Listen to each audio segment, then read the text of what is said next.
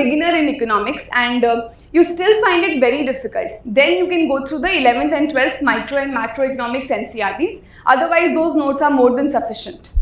Okay, the third subject would be, I think, environment. So there are a lot of sources in the market again in environment. In my first attempt, I did refer some other books, or otherwise if you're taking coaching and if you have some classroom notes, I would say stick to that notes and only keep adding on to those notes. Do not go for multiple sources. This is one thing that you will keep hearing from day one. Even when I heard toppers saying do not see multiple sources, so I always felt, why do not see multiple sources? I will cover this also, that also. Trust me, it becomes very difficult to revise everything, and if you have not revised anything multiple times, it becomes very difficult to recollect. It's as good as you have not read it once. So do not do that mistake. This is for environment. For geography, so I was a person not very strong at geography. I found it very difficult reading geography. So if you see in geography in prelims, there are hardly 5 to 6 questions that come. Do not waste a lot of time. If you are one person who is not very comfortable with geography, do not waste a lot of time doing geography. You can invest that time in doing polity or economics or even CSAT, but not geography. And if you are comfortable doing geography, you can do whatever notes you do, but the NCERTs in geography are a must. Do it line by line, it's very important, and the mapping along with it becomes very important. So apart from the river drainage, Indian rivers, they are the most important mapping. If you have seen in the last 3 years, a lot of questions have been coming from that.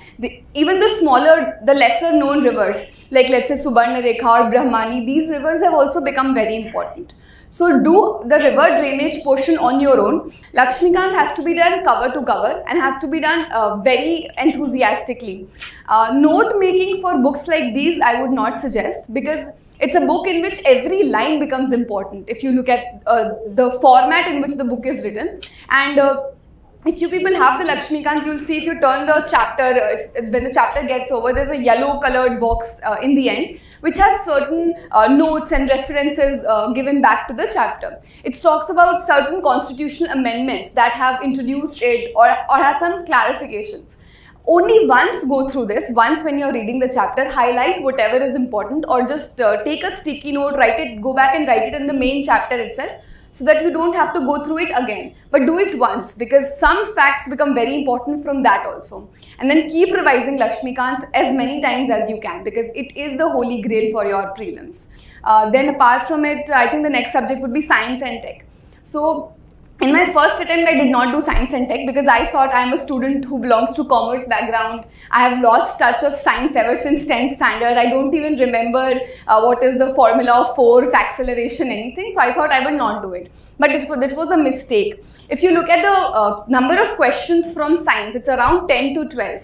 And it can be easily solved. The science questions which are coming are all applied, practical, and it is not someone that only a science background student is able to do. Trust me, if I have been able to do science questions, you can easily do it. So don't underestimate yourself in science and make sure you do them. So the science portion can be divided to 2 parts. One is your biotechnology portion, which consists of 5 to 6 questions.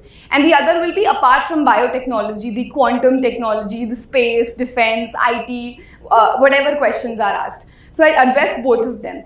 The first portion is the biotechnology and the health and diseases portion.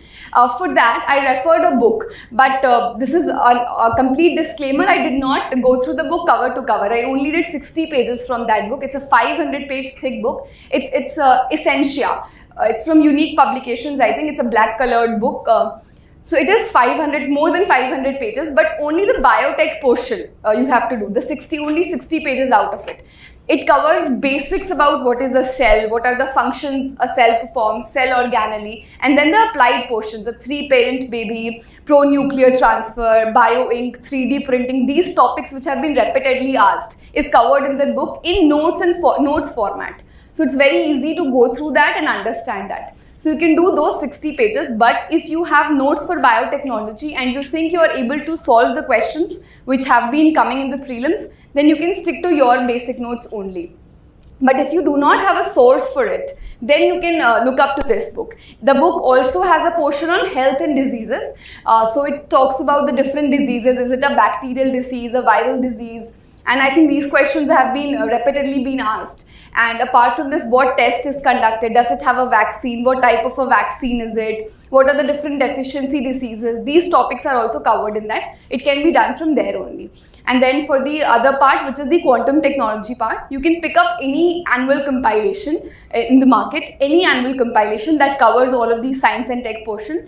And do not focus on the basic words and details, but rather the concept. What is quantum technology? What are the words associated with it? Superposition, quantum entanglement. These words are to be understood in simple language. We do not have to be a scientist here. Even I found it very difficult. But just understand it in basic words, that if a question is asked, you are able to answer it.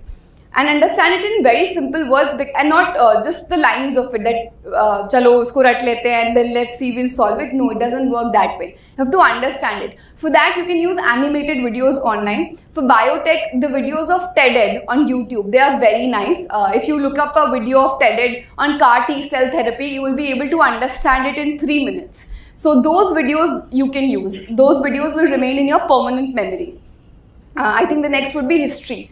So for history, ancient history, I did the R.S. Sharma book, and I made notes out of it. So for books like Lakshmikant, environment and economics, I did not make notes because those subjects contribute around 18 questions each. So I wanted to go through them again and again on my own.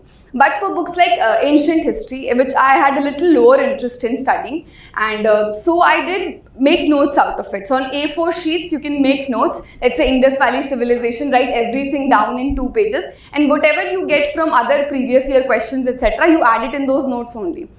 Medieval history, I could not do. I did not do medieval history in my first or in my second attempt. I did not get the time to. But I have seen my other friends, they have done Satish Chandra. And you can also do any compilation in the market. So my mindset was that it is hardly 5 to 6 questions, chalo dekh lenge. But if you have time, please do. Please go through it. And for modern history, I did Spectrum, what everyone does. I did it cover to cover. I think till the chapter on working class movement has to be done for prelims.